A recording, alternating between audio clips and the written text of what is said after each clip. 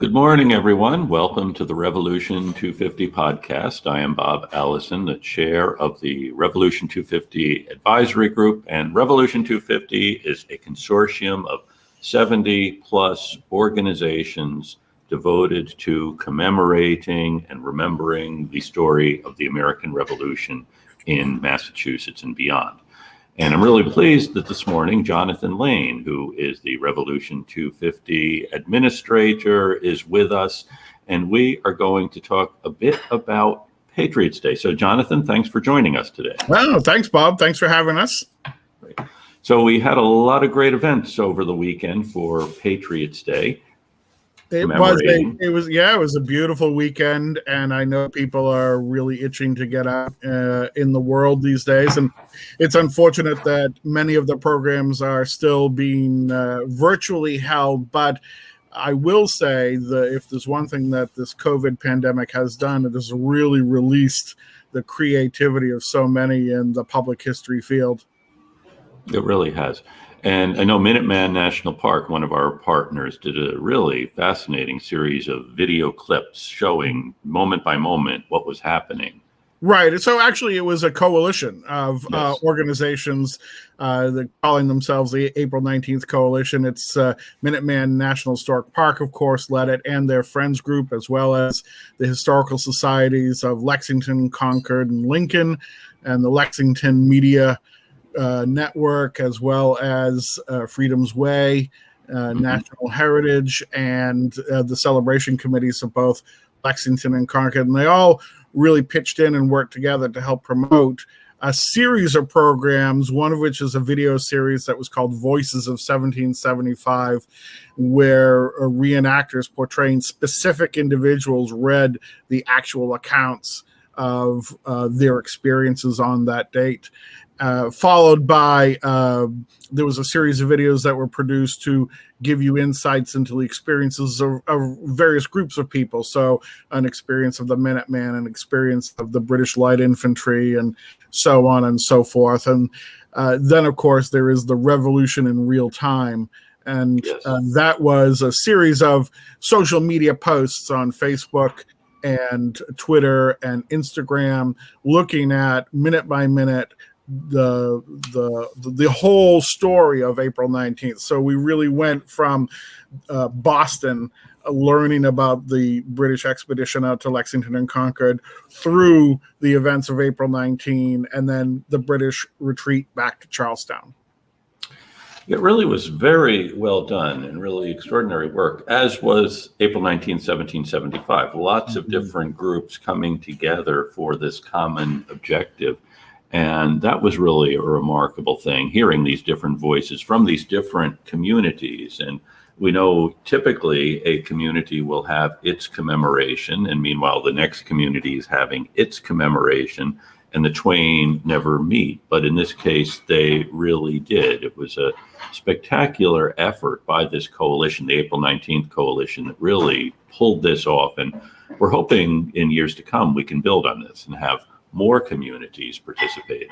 Right, because as those of us who are involved with Revolution 250 see on a regular basis, that the events of any particular battle or meetup or protest is not restricted to one community. There are multiple communities who participate all across the state. And even if, say, for instance, the people down on Cape Cod don't get a chance to respond to April 19th alarm before it's over, still many communities hold artifacts and documentary evidence about the events of April 19th and really leading up through the siege of Boston in 1775.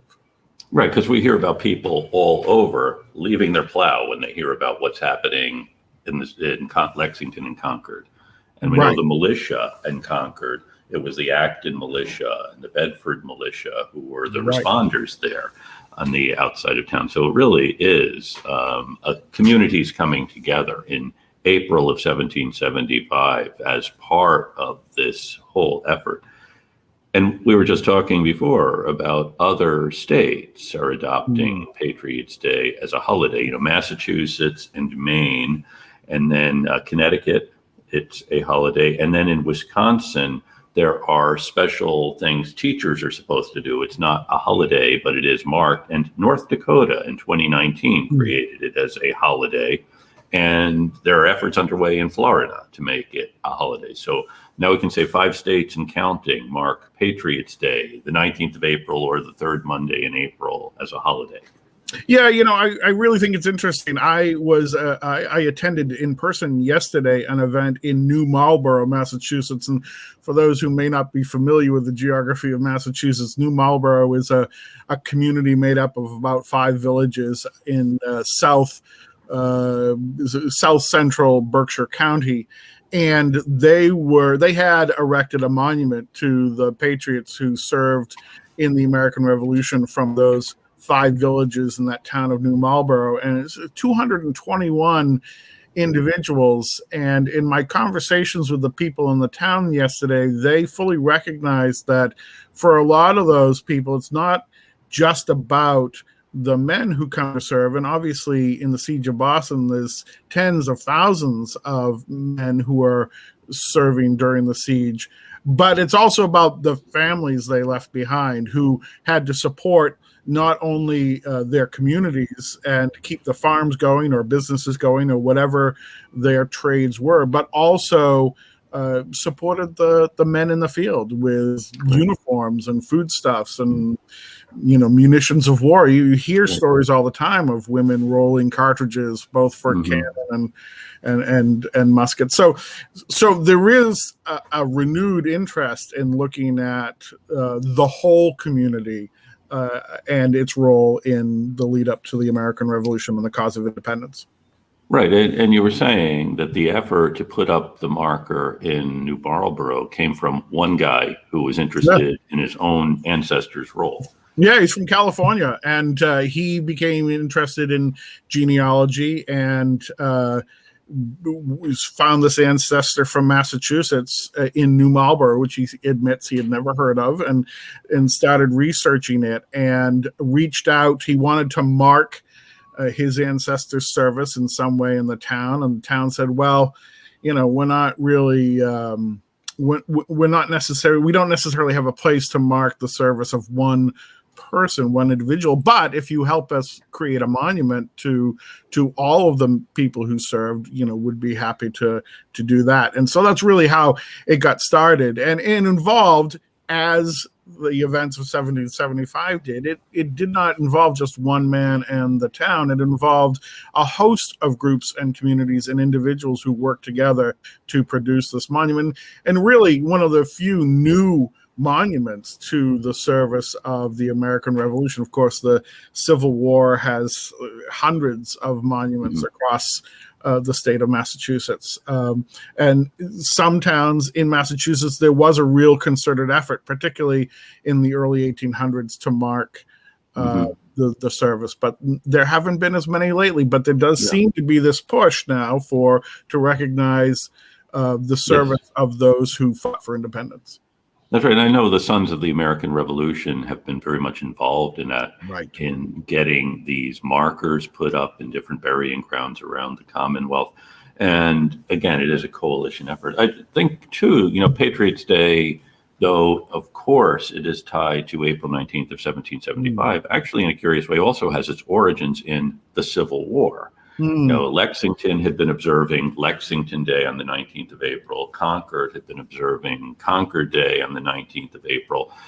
But there was no statewide holiday until the 1890s. And it was really because of Fast Day, I think. And, the Puritans and the Pilgrims left us with 2 annual commemorations. They weren't big believers in holidays. The Sabbath was the day you took off. And however, they did have a day of Thanksgiving every year in the fall to thank God for sparing us for the year. And which is a day of fasting for them, by the way. It was a day of that. Yes, it was. It wasn't the feast. No, some later time we can talk about the first Thanksgiving and what it means. But it becomes a thing for a governor to declare a day of Thanksgiving. And then President Washington declares days of Thanksgiving as well.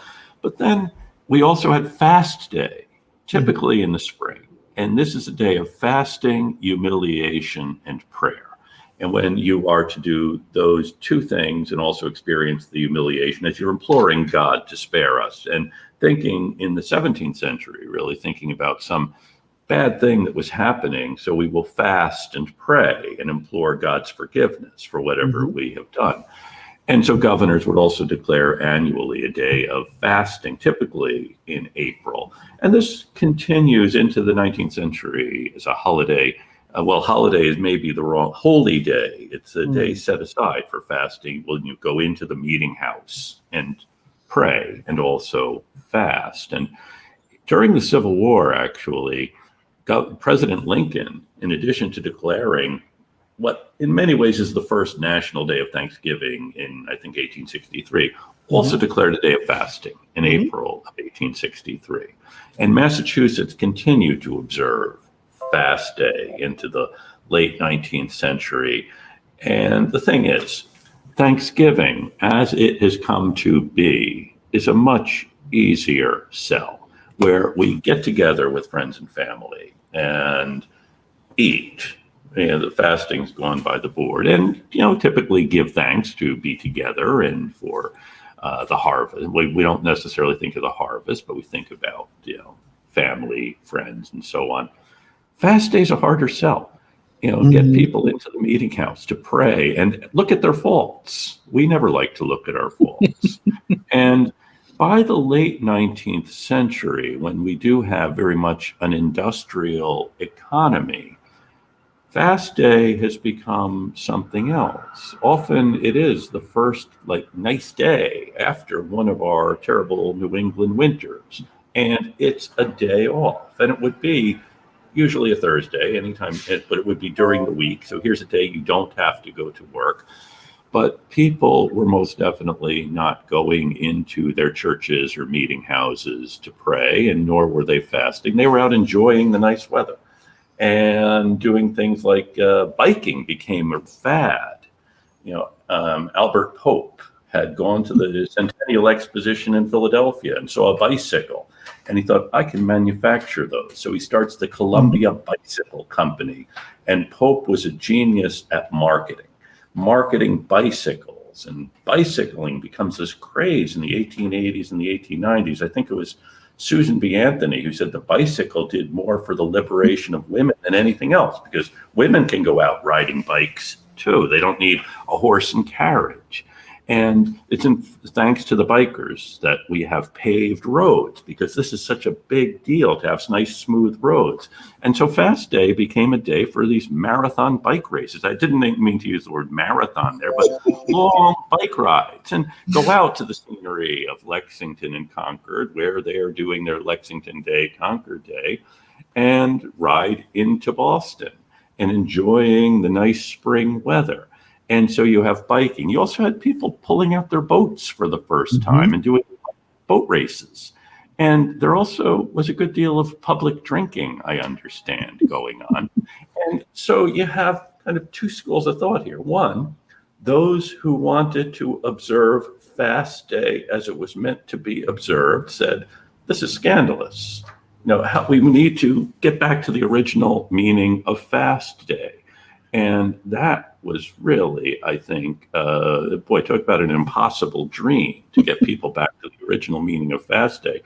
And the other is to say, well, let people enjoy themselves. But, New Englanders typically are not a people who like the idea of permission to enjoy ourselves. So it's kind of a conundrum. What do we do about this? And one idea is, well, if people aren't going to observe Fast Day the way we want them to, we'll cancel the day. But then again, you don't want to take away a holiday from people. So this is kind of a problem. Now, the thing is, on the 19th of April of 1861, 4 days after Fort Sumter, Massachusetts troops are on their way to the defense of Washington. The first troops going to defend Washington. And it's really thanks to Governor John Andrew, who is, of course, a Republican, friend of Lincoln, abolitionist, and Benjamin Franklin Butler, who is a Democrat. He actually hates Andrew. Andrew also doesn't like him, but he is in charge of the Massachusetts militia. He's the adjutant general. So it's thanks to Andrew that Massachusetts is ready, but it's also thanks to Butler that the troops are ready, because they knew what was going to happen. Butler, a Democrat, wants to go to the defense of the Union. So he's leading the Massachusetts troops through Baltimore, where they're attacked by a Democratic mob who also hate Lincoln, and unlike Andrew, are kind of lukewarm to the idea of the Union if it means being governed by Lincoln and the Republicans. They attack the Massachusetts troops, killing several of them. So the first Massachusetts troops to die in the Civil War fall on the 19th of April of 1861, a date of great significance, of course, in Massachusetts. Governor Andrew has their bodies brought back, funeral for these fallen soldiers at King's Chapel, and really a reminder that this war that abolitionists had welcomed was going to cost a lot of lives. So, well, I'm just going to jump in there, and I'm going to say that actually I do think someone who doesn't get a lot of credit for this, and he did as much as anybody, I think, to tie the experiences of the Massachusetts men in the American Civil War to the Patriots of Lexington and Concord, was Nathaniel Banks, who, as governor in 1856, had the largest gathering of largest muster of Massachusetts militia since the War of 1812, and it was held in Concord. And one of the things that he did was he marched the entire column of more than 5,000 troops to the Concord Monument, around the monument, and back to the encampment. And I think, again, you talk about preparedness. I mean, Banks is definitely also a Democratic governor, but he definitely saw the way the wind was blowing and wanted the people of Massachusetts to be prepared. Exactly. And I think that is one of the really remarkable things about when the war began. You did see many Democrats like Banks, like Butler, like Stephen A. Douglas saying the war is about the Union. So dropping all of their hostility to Lincoln and the Republicans, and instead putting themselves into this fight to save the Union. And also, it becomes a fight to end slavery, and Butler plays a big role in the end of slavery, though he wasn't an abolitionist. Now, again, and of course, thinking about the Concord Monument, that was the monument dedicated in 1834 when Ralph Waldo Emerson wrote the Concord Hymn. It really sets in our mind what was happening on the 19th of April. And in 4 short stanzas, which I'm sure most of us know the first stanza. Now, Jonathan and I know the whole thing, and we're about to share it. But by the rude bridge that arched the flood, their flag to April's breeze unfurled. Here the embattled farmers stood and fired the shot heard round the world. And I do think it's interesting that he set it to a tune, a hymn tune that everybody in New England knew, and many still know. It is the Old Hundredth. Old Hundred, or the doxology, praise God from whom all blessings flow. And I think it was Oliver Wendell Holmes who said, if you squeeze the timbers of a New England meeting house, that tune will come out.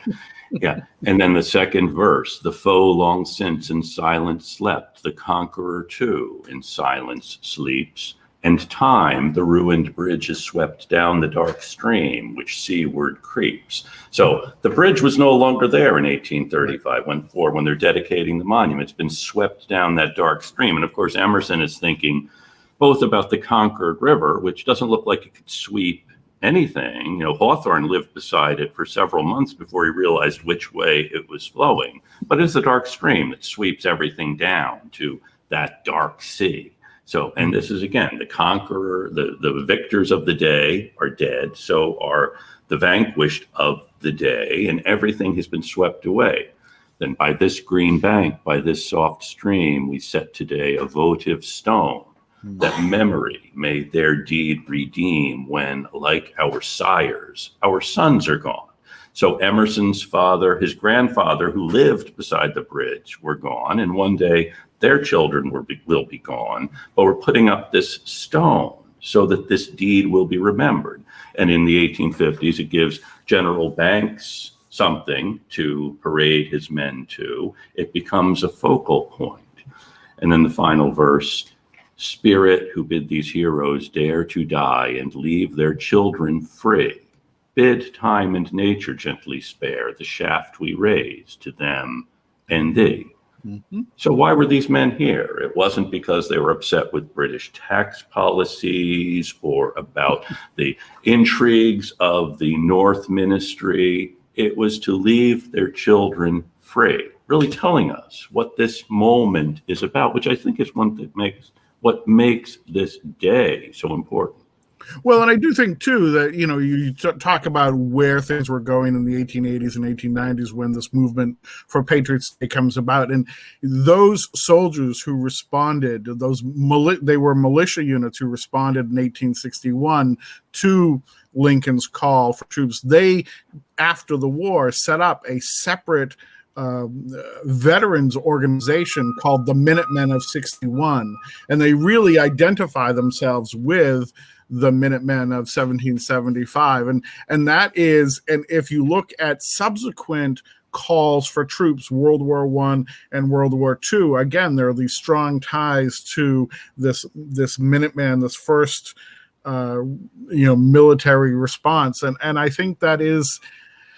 I think since 1775, that is a very strong, a very strong piece for people to be connected to. And I think that's definitely one of the things that helped go towards establishing Patriots Day as a holiday. Exactly. So this is why when Governor Frederick Greenhalgh in the early 1890s faced with this dilemma, okay, we're going to do away with Fast Day, but we want another holiday. Well, first, of course, Lexington said, we'll have Lexington Day because we celebrated every April 19th. And every 350 other towns in Massachusetts say that's a terrible idea. No one wants to celebrate Lexington Day. And then the town of Concord says, well, we'll have Concord Day because we observe Concord Day on April 19th. And then 350 towns say no to that. And then one of the first times these two towns work together, they jointly propose Lexington and Concord Day. And this time it's just 349 other towns, particularly Arlington, which has a big role in what happens on April 19th. And so it is Governor Greenhalgh, who's, by the way, the first foreign-born governor of Massachusetts since William Howe. And he was born in England. His father was a printer, comes over in the 1840s, I think, to work in Lowell as a printer. And young Frederick Greenhalgh goes off to Harvard and becomes a member of Congress and then is governor for 3 terms in the 1890s. And he makes it Patriots Day in commemoration both of 1775 and 1861. And as you said, the spirit of patriotism that lives on, that we want to continue. Right. It's interesting that, of course, many listeners will be familiar with Bunker Hill Day, which for many, many years was derided by other parts of Massachusetts as being a ridiculous holiday because it's only celebrated in one county. Mm-hmm. And yet, when you think about, there were men from all over New England who served Bunker Hill, and you think that would have been a rallying cry for another holiday, and yet it's remained fairly local. Yes, just like Evacuation Day, which is mainly observed in South Boston, and of course is simultaneous with the St. Patrick's Day. But you're right, because these days really were meant to mark something else, something bigger, this coming together of these different communities, which we're seeing now with different communities coming together to work on joint commemorations. I know both Lexington, Concord, and Arlington were all involved in the events this past weekend, and we saw kind of a spirit of cooperation we hope will continue. And as you were saying too, that there were militia units from Bedford and Acton. In fact, the Acton troops, I believe, were the first at the bridge. They were Isaac Davis, yeah. Yes. And I know about 125 men from Drake marched down to the action in and around Lexington and Concord. So these are localized things, but at Bunker Hill, we had troops from Connecticut, from New Hampshire, and from Massachusetts, all, and Rhode Island as well, all part of this. So we think now we've just been kind of highlighting, I think, the tension between different towns and town units in the militia. But then think about the differences between these different colonies or provinces. And I think that was something the British government counted on, the fact that these people never will be able to work together. Well, vastly underestimated. And actually, that brings up just a bit of news which came across the PR Newswire yesterday, which is that the Clement Library out at the University of Michigan has received a grant to start digitizing Thomas Gage's papers. So, oh, wonderful. I think that is a great opportunity for future scholars because, when they received the gift of these papers, it's got to be almost 100 years ago, I think, it was trunks and trunks and trunks of papers. And, they've been lovingly cared for, but if you can't get to Ann Arbor, it can be frustrating not to have access to them. So I think for future scholars, as we begin to look at the story of the American Revolution through the British view, that is something to look forward to. It definitely is. I am interested in why the Battle of Yorktown never became a real holiday. Obviously, the United States was completely focused on making the 4th of July the holiday, although John Adams wanted it on July 2nd. But regardless, it's interesting that Patriots Day really marks the only state or national holiday that I can think of that's related to a military conflict in the American Revolution. You're right. And again, you get into the issue of having too many, maybe. If, Yorktown, well, why not Saratoga? Or, right. Why not? Well, Brandywine wasn't a victory for our side. Well, in some ways, neither was Bunker Hill, but you're right. Now, just speaking of the Clement Library, we also know that in the towns of Massachusetts, in the town records, there's tremendous stuff waiting to be digitized, transcribed. And I know you've done a bit of work with different towns. Yeah, I will say that this is one of the hopes for this 250th is to get the Commonwealth. It's not just the cities and towns. The Commonwealth of Massachusetts has tens of thousands of pages of documentation surrounding the American Revolution. And I think, a lot of it is people like the narrative. People like the letters, diaries, journals, but they don't think about the other evidence that is so crucial to telling the story of the people and the places and the events of the American Revolution. Fiscal records is a primary example. I was looking through some of the state records last week, and I came across payments that the provincial Congress was making to several different boat owners from what is now New Bedford and Newburyport and Beverly for spy boats. And I don't know exactly what these spy boats were doing, but we can presume that they're out there keeping an eye on the British Navy, amongst other things. So there's lots of great little details like that are going to be found. And in the cities and towns in Massachusetts, it's the law that cities and towns must maintain their own records. One of my first transcription jobs I had, it seems like eons ago, was transcribing the earliest town meeting records for the town of Marshfield. And for me, it was such a revelation. My parents had been involved in politics in my youth, and so I was familiar with how the town meeting worked. But here we were at the dawn of the town meeting, and the first moderator for the town meeting of Marshfield was Edward Winslow, who came over on the Mayflower. And so you're looking at these records, and you're it's almost as if you're witnessing a moment of creation. And then to be part of Revolution 250, where you are seeing the importance of the town meeting in coalescing the opinions of the people of Massachusetts in their quest to protect their rights and liberties. And then eventually, of course, in May of 1776, they are asked by the Continental Congress and the Provincial Congress to vote on whether or not they would support the cause of independence. And while not every town had that discussion, or at least didn't record that discussion, of the hundreds of 150 towns or so that I've come across that did have that discussion, they voted in favor. And in some cases, they just said, we discussed it, we thought it was a good idea, we voted in favor. And other towns were a little more verbose Mhm. in why they're voting for. And of course, there are some towns, well, at least one, who voted to abstain and Yes, not yes. make any comment. And so these records, and then of course the records in support of the poor who were dispossessed from Boston and Charlestown during the Port Closure Act, the support of the revolutionary cause.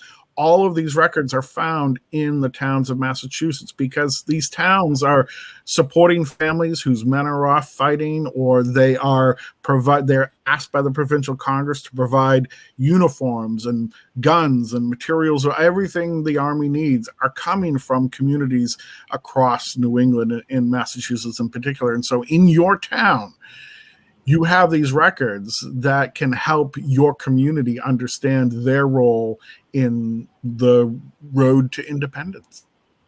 Exactly. And it's a big story. And it's not simply one happening in the Independence Hall or even in Faneuil Hall or the Old State House. It's one happening in every town, with each person in each town really deciding, what will this mean for us? It's really a tremendous story. So, Right. well, thank you, Jonathan. It's been great having a chance to talk with you, and Good to catch up. We'll look forward to more on Revolution 250. And so thanks to everyone for joining us to listen, and look into your town records. Right. And So actually, next week we'll be meeting with the good people of Marblehead and discussing Jeremiah Lee and General John Glover. Wonderful. So and maybe Elbridge Gerry will come into the discussion. We hope so. Thanks, Bob. Thanks, Jonathan.